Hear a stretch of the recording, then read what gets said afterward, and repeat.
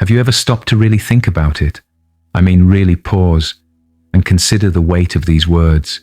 He died for me. We hear it in church, we say it in prayer, we sing it in worship songs. But when life gets messy, when storms rage and your heart is breaking, when the silence from heaven feels deafening, have you ever cried out and asked, do I actually understand what that means?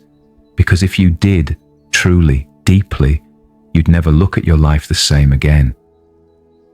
Let's begin with the Word of God. John 3:16. For God so loved the world that he gave his only begotten Son, that whoever believes in him should not perish, but have everlasting life. Isaiah 53:5. But he was pierced for our transgressions, he was crushed for our iniquities. The punishment that brought us peace was on him, and by his wounds we are healed. Devotional reflection. A love proven in pain. John 3:16 isn't just a memory verse from Sunday school. It is the gospel in one breath. It is your story in a single sentence. It's the heartbeat of heaven echoing through the darkest places of earth. God didn't just talk about love. He didn't just write poetry in the clouds or send angels to whisper sweet promises. He proved his love with blood, with thorns, with a wooden cross, with a body torn apart for you, every lash of the whip, every drop of sweat in Gethsemane, every mocking shout from the crowd, every breath he took on that cross was for you. This is not distant theology. This is personal. He knew your name, he saw your future, and he still said, I'll go. Not because you deserved it, not because you'd always get it right, but because his love is deeper than your worst mistake and louder than your loudest cry. Isaiah 53:5 isn't poetic exaggeration. It's a violent, beautiful truth. He was crushed so you could be healed. The peace you walk in today was bought with his pain. The hope you cling to when all seems lost, it was born through his suffering. So now let me ask you this. Have you ever let your heart truly break over the love that broke him? Because when you do, something shifts. Your life stops being about chasing perfection and starts being about receiving grace. You stop trying to earn love and start walking in the freedom of being loved already. Suddenly your blessings look like miracles, your pain becomes purpose, your tears become testimonies, and even your failures become reminders of mercy. How can we stay lukewarm knowing what Jesus endured for us? How can we live in spiritual apathy when he gave everything without hesitation? At the very least, beloved, we can give him our hearts. We can surrender what we've held back. We can kneel in worship. We can live in awe. Let's come before him now, not in performance, but in surrender. Prayer, a cry of thanks, healing, and deep trust. Lord Jesus, thank you.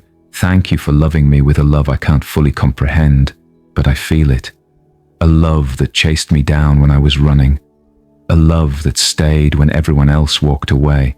A love that was bruised, broken, and crucified so that I could be whole. You didn't love me from a distance. You stepped into the dirt of this world. You carried my sin on your shoulders. You bore the shame that wasn't yours, and you didn't flinch. Your love wasn't just words, it was action. You walked among the broken, you healed the sick, you welcomed the outcast, and you called sinners like me to follow you. You are the Lamb who was slain, but you are also the Shepherd who stays. 1 Chronicles 16:34 says, Give thanks to the Lord, for he is good, his love endures forever. So today, I give thanks, not because life is perfect, but because your love is. Not because I have everything I want, but because I already have what I need. You, Lord, I confess. There have been days I doubted your love, moments I turned away, times I chose sin over surrender. And yet, you still call me. You still whisper my name in kindness. You still fight for me. You love me when I don't love myself. You see beauty when all I see is brokenness. You call me beloved when I feel like a burden. Jesus, I need you. More than breath, more than answers, more than escape from pain, I need you. Psalm 73:28 says, "But for me, it is good to be near God. I have made the sovereign Lord my refuge. So be my refuge, be my hiding place, be the arms I run to when the world is loud and I feel lost. Forgive me for the ways I've drifted, for the times I've lived like I could do this on my own, for the days I relied on my own strength instead of your spirit. Strip me of my pride, Lord. Empty me of self, so that I may be filled with you.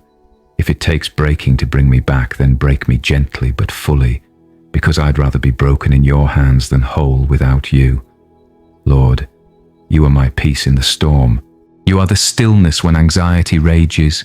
You are the joy that pushes back sorrow. You are the light that pierces darkness. Romans 8 says we are more than conquerors through him who loved us. So I choose to believe that right now, not because I feel strong, but because you are. Deuteronomy 31:8 reminds me, it is the Lord who goes before you. He will be with you.